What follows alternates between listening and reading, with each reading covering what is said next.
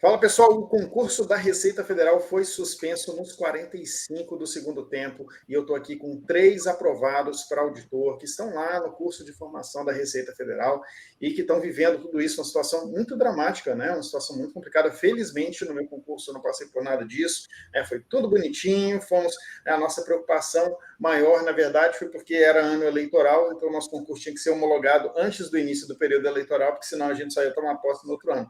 Mas só isso, né? Nada que se compara com o que vocês estão vivendo. Então, eu agradeço aqui, Daniel, Lígia, Pérola, a presença de vocês aqui, né? E eu sei que, de certa forma, não oficialmente, mas vocês, de alguma forma, representam um pouco aqui dos aprovados nesse último concurso da Receita Federal. E eu queria ouvir um pouquinho de vocês, então. Essa história, contem aí para o pessoal que nos acompanha, né? O que está acontecendo, em que momento vocês estão, as dificuldades que vocês estão enfrentando. Fiquem à vontade aí. Vamos lá, quem começa? Obrigada, professor, por você receber a gente aqui nessa conversa, né? Para a gente é super importante ter a nossa voz ouvida, né? Nós fomos surpreendidos ontem pela decisão do juiz, ontem, dia 11 de outubro, né? Pela decisão do juiz de determinar, então, a suspensão do curso de formação, que para os auditores começou há 2 semanas atrás, enfim, a gente ficamos mesmo muito surpresos, porque muitos de nós já pedimos demissão dos nossos trabalhos CLT, pedimos exoneração, alguns, né, exoneração por algumas outras questões. Então, foi uma grande surpresa para todos nós. E essa oportunidade que a gente vê aqui é de esclarecer, de certa forma, um mal-entendido que balizou, né, que fundamentou a decisão que foi proferida, né, que era que o curso de formação, por ser online, ele não teria custos, então que a suspensão seria uma contenção de danos ou menor dos danos, né. A gente tem alguns argumentos sólidos, né, bem objetivos de que isso não se sustenta, né.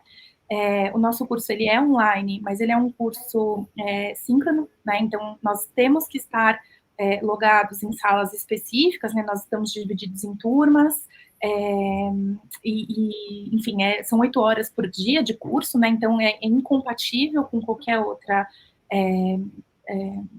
atividade profissional, né? Que nós exercíamos antes de sermos convocados, e fomos convocados por um documento oficial, né? Então, nós vimos em algumas publicações, às vezes as pessoas não sabem muito bem, né? Não estavam acompanhando o concurso, então, mas a pessoa é maluca de pedir demissão antes de ter o nome do diário oficial.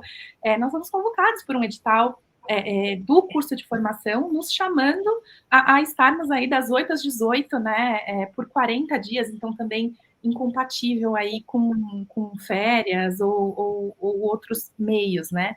Sim, só ouvindo você, né? Comigo foi basicamente assim também, né? Eu fui convocado para o curso de formação. Felizmente, eu consegui, eu trabalhava na iniciativa privada, eu consegui negociar mesmo com o meu chefe, porque as férias, como você falou, não são suficientes para você fazer um curso de formação. Eu consegui negociar para que eu pudesse deixar para pedir demissão só depois. Mas eu sei que isso não é a realidade para muita gente, né? Não é, infelizmente não, professor. E também um dos argumentos é que, né, que seria menos danoso, porque eventualmente pessoas lesadas poderiam não participar. O curso, ele é eliminatório, ele não é classificatório, né? Então, permitir que essas pessoas que estão convocadas terminem os cursos, eventualmente voltem para suas funções, ou aguardem até que tanto a Receita, a FGV, o Ministério Público se manifestem, né, e tenham o mérito julgado, porque o mérito não foi julgado de nada ainda, né, nada impediria de que, eventualmente, no futuro, outras pessoas façam esse curso que está sendo gravado, inclusive, enquanto nós estamos ali assistindo, né. Então, o nosso grupo, como eu disse, a gente tem essa organização, né, no WhatsApp aí, com tanto os aprovados dentro das vagas, como cadastro de reserva, e nós começamos a levantar, então, os custos, porque como a última semana ela é presencial, a gente não podia deixar para comprar uma passagem para Manaus, né? Grande parte da nossa turma vai fazer o curso presencial, a semana presencial em Manaus, e, obviamente, no momento em que nós soubemos a nossa lotação, faltando um mês né, para estarmos presencialmente, já era um período curto, né, do ponto de vista da passagem aérea. O ideal seria, né, do ponto de vista econômico, que a gente pudesse ter comprado antes. Mas assim que a gente soube, nós compramos passagens, nós fizemos reserva de hospedagem, né? Então, é uma situação bastante delicada, e o Daniel, ele é o nosso porta-voz oficial aí dos números, dos dados, né? Organizou com muita generosidade aí com todo mundo os dados, e tem mais detalhes, né? Com relação a esses prejuízos financeiros, né? Perfeito. Legal. Vamos lá, Daniel. Vamos lá. Primeiramente, obrigado, professor, pela oportunidade. Quero dizer que eu o admiro, assisti as suas aulas várias vezes e aqui estou, né? Professor, a gente tem aqui alguns pontos para colocar. Primeiramente, a incredulidade da gente em relação à oportunidade, o momento aí, totalmente inoportuno que o Ministério Público Federal escolheu para entrar com essa ação civil pública, né? A prova foi em 19 de março desse ano. A gente já está quase em 19 de outubro, quase 7 meses depois. Então, o que fez o Ministério Público nesse período todo em que não pôde impetrar essa ação judicial, essa ação civil pública, né, que ele fez perante o Poder Judiciário? Por que tanta demora? Por que esperar começar um curso de formação para impetrar uma ação civil pública? Por que não fez antes, já que a prova já tem há muito tempo aí está disponível, né? Então, isso aí, primeiro, causa muita incredulidade na gente. E aí, existe uma máxima no concurso, o senhor sabe disso mais do que eu, e para quem estuda, né? É de que as regras, as dificuldades, os acertos e os erros, tudo que faz parte de uma vida, né? Ela foi aplicada a todos. Então, se tem gente que se sente injustiçado, isso sempre vai haver. Não é o primeiro, nem vai ser o último, né? É uma coisa muito constante no mundo dos concursos, os injustiçados. E aí, naturalmente, que se busque o meio da justiça, mas de forma individual, naquilo que ele acredita que foi prejudicado. O concurso da Receita é um dos mais visados do país, se não o mais conhecido, pelo menos, né? Nós tivemos 53 mil inscritos, mais do que 53 mil inscritos para 230 vagas de auditor, mais de 102 mil inscritos para 469 vagas de analista. Então, o funil é muito pequeno e, consequentemente, os reprovados se sentem muito injustiçados. E aí isso explica um grande ou elevado número de ações judiciais. Estou trazendo aqui um pouco de contexto para a gente entender por que tem muita ação judicial. Porque é um concurso muito visado, talvez o mais visado do país. Que resolve a vida, né? Resolve a vida. Então, isso explica bem. Porém, entre os argumentos que o Ministério Público cita, de que houve algumas ações favoráveis aos impetrantes que foram reprovados, ele cita 4. Só que ele não cita o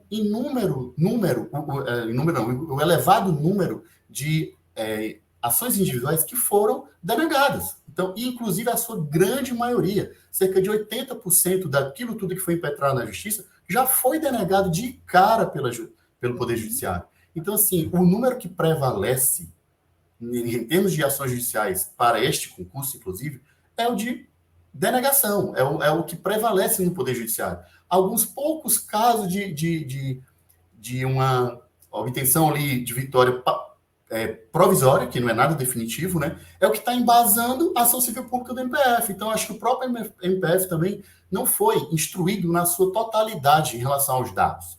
O pessoal que levou os dados ao MPF é o pessoal reprovado, né? Isso não representa a totalidade dos aprovados. Muito menos, a totalidade dos candidatos. Muito menos os candidatos aprovados, que esses nem consultados foram, nós não participamos de nada. Então, se a ação civil pública defende direitos homogêneos, nesse caso não está defendendo, porque os aprovados não estão incluídos nesse pedido, né? Certo. E assim, e aí o juiz vem e coloca, né, que verifico, vou até pegar o principal ponto que ele utilizou para acatar a suspensão. Ele diz que verifico que, conforme noticiado pelo MPF, na ação número tal, na fase atual, o curso de formação dos candidatos ao cargo de auditor ainda está sendo realizado na modalidade online, de forma que não haverá eventuais prejuízos decorrentes de deslocamento, como mencionado pela União. E fica reforçada a necessidade de suspensão imediata do certame, a fim de evitar maiores prejuízos potenciais aos candidatos na próxima fase do curso de formação, quando de fato haveria o deslocamento. Ora, eu acredito que o próprio juiz foi também instruído de uma maneira equivocada pelo MPF ou pela sua assessoria. Por quê?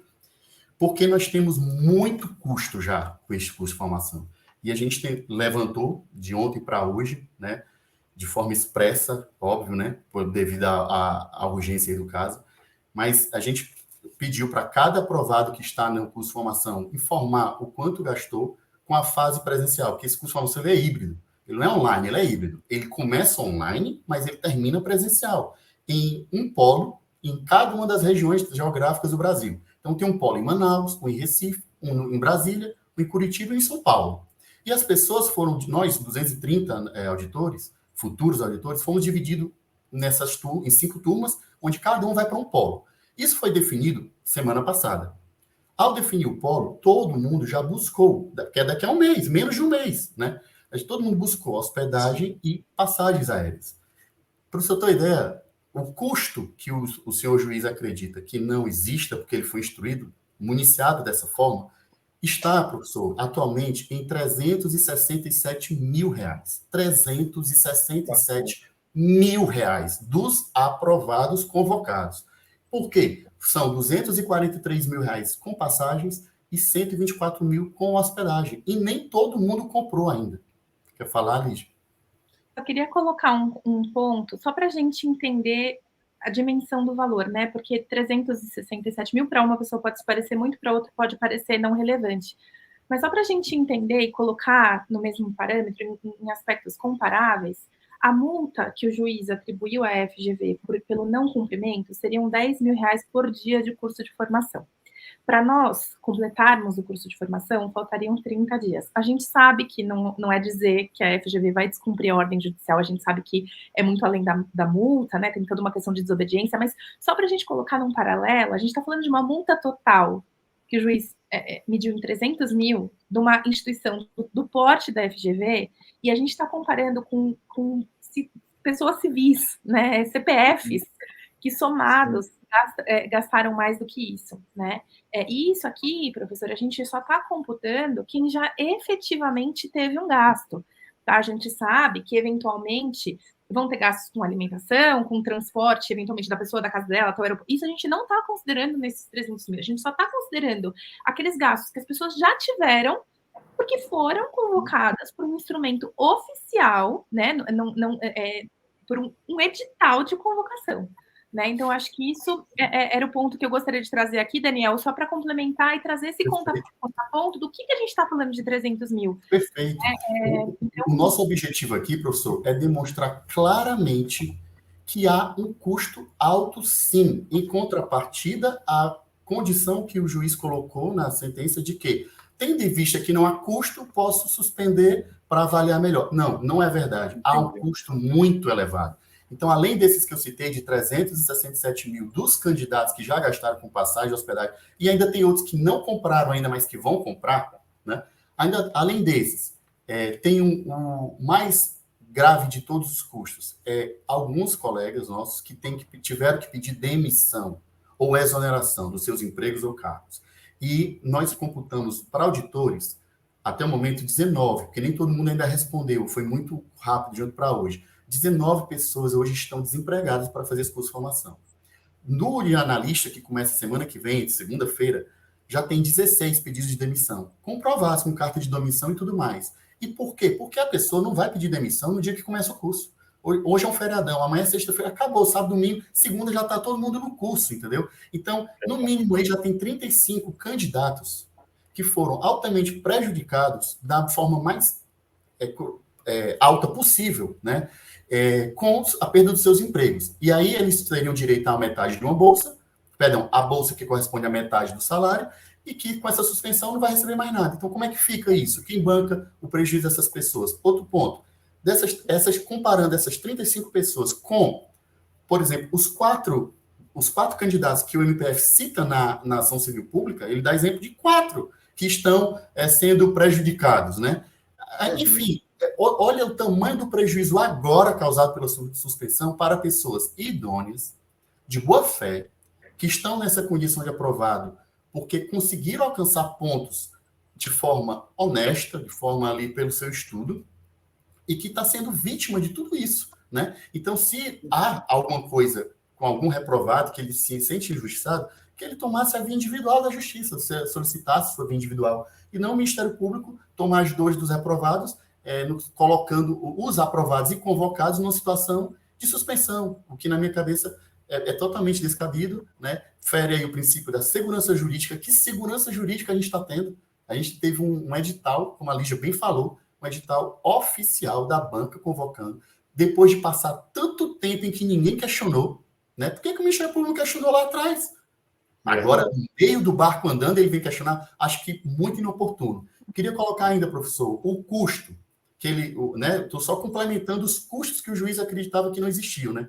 Mais outro custo, que é o seguinte, o serviço público, a União, os estados e os municípios, ao cederem os seus servidores por afastamento, estão sem eles por 1 mês e 10 dias. Então, esses órgãos também vão ter os seus serviços afetados pela falta de servidores nesse 1 mês e 10 dias, né?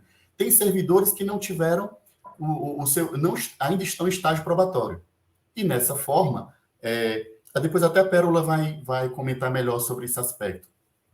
Pode ter sido prejudicado porque alguns não conseguiram pedir afastamento, e aí acabaram tendo que pedir exoneração para poder participar do curso de formação, né? Então, assim, eu queria dizer que nós somos terceiros de boa-fé, né? E, diferentemente do citado pelo MPF e pela decisão judicial, há muito custo envolvido, sim.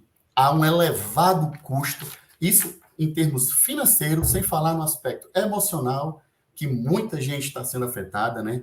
Pessoas que vão viajar em família. É uma situação, assim, que eu acredito que o juiz tinha que ter ouvido, pelo menos, primeiro, a União, a FGV, e os argumentos que nós levaríamos até ele, para que ele, então, decidisse por essa suspensão ou não. E não suspender para depois ouvir a União e a FGV. Eu acho que a ordem aí é que não foi boa, entendeu?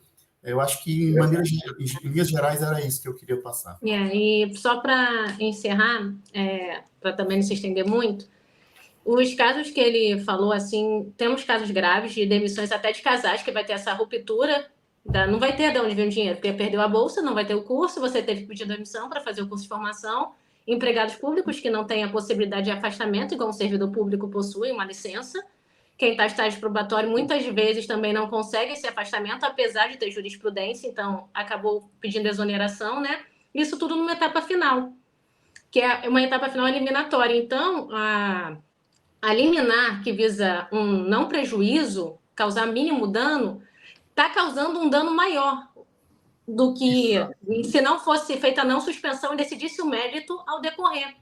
Porque não foi se observar essas questões. Então, não foi se observado o direito coletivo, na realidade, de todos os candidatos, de todos os aprovados.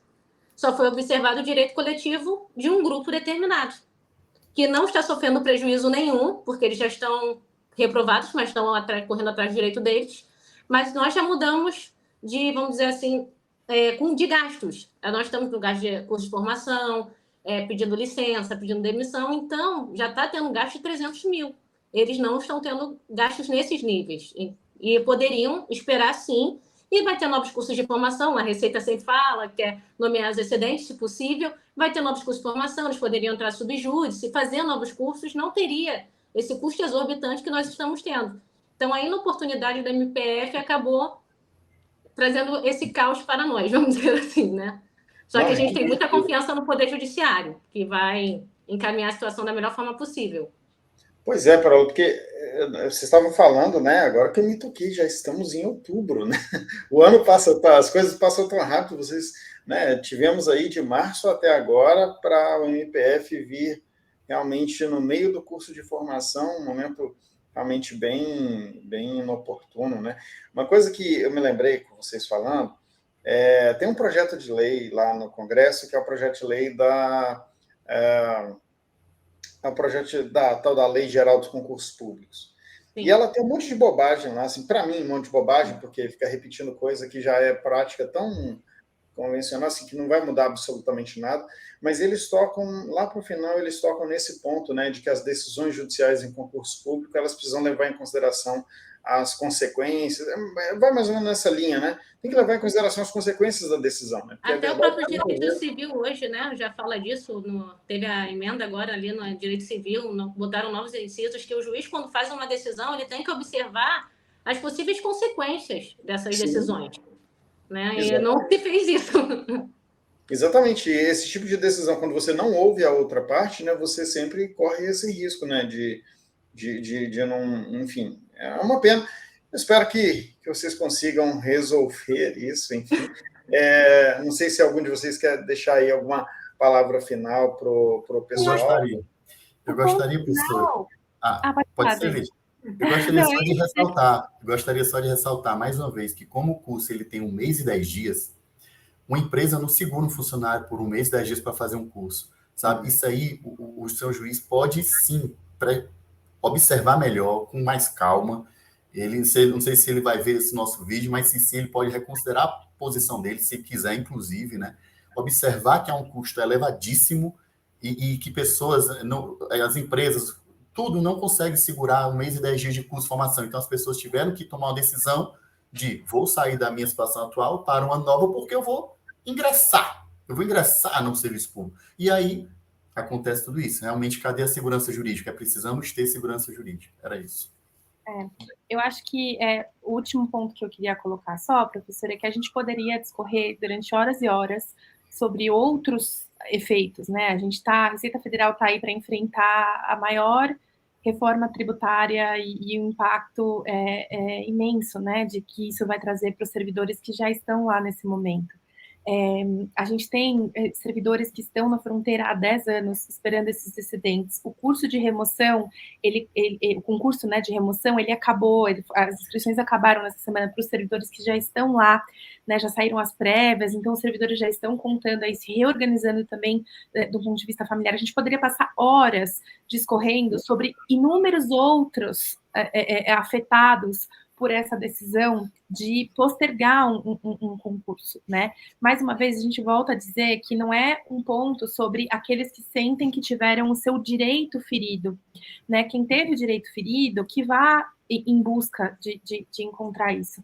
É só que, como a Pérola bem pontuou, né? Dentro de uma ação civil pública, o que se espera é preservar o direito da coletividade, né? E quando a gente teve essa medida liminar, o que eu até particularmente, no primeiro momento, foi um choque, mas a gente entende, né? Com as informações, o juiz tomou a decisão ali, analisou, mas existem outros fatos relevantes que a gente espera que sejam considerados, né? Todos esses aspectos das demissões e tudo isso já fazem parte do processo, estão no ofício da comissão que está rolado no processo, né? Então, isso que a gente está falando dos números que o Daniel trouxe, não porque foi de ontem para hoje, mas todos esses outros pontos, eles já estão como parte do processo, né? Então, o que a gente pede é que isso seja levado em consideração e que, de fato, a justiça seja feita, porque nós somos aprovados de acordo com as regras que nos foram apresentadas. Nos deram cartas para jogar, nós jogamos com essas cartas e nós somos aprovados. Então, aquela máxima, né? É a regra para todos, é aquela máxima. A dificuldade foi para todos. Uhum. Então, professor, acima de tudo, obrigada pela oportunidade. É muito especial aqui estar falando com você também. Então, obrigada por nos ouvir, por falar com você, que já tem grande importância para a gente. Bacana, obrigado, Paula, e obrigado aos demais aí, Daniel, Lígia. É legal, assim, por um lado, assim, eu sei que para vocês é um momento terrível, para mim acaba sendo agradável demais, assim, conversar, né, com aqueles que vão trilhar o caminho aí que eu trilhei também, né, a primeira lotação na Receita foi lá em Manaus, então, de certa forma, bate uma nostalgia, mas, sinceramente, não queria estar na pele de vocês. Muito obrigado aí. Que dê tudo certo para vocês, tá? Que vocês comecem aí o ano de 2024 já auditores da Receita Federal e façam bom uso, né, do cargo. Enfim, é uma profissão de extrema responsabilidade, de extremo impacto para o país e eu espero que vocês façam bom uso da autoridade que será conferida a vocês em breve, tá bom? Um abraço. Valeu, pessoal. Boa noite, pessoal.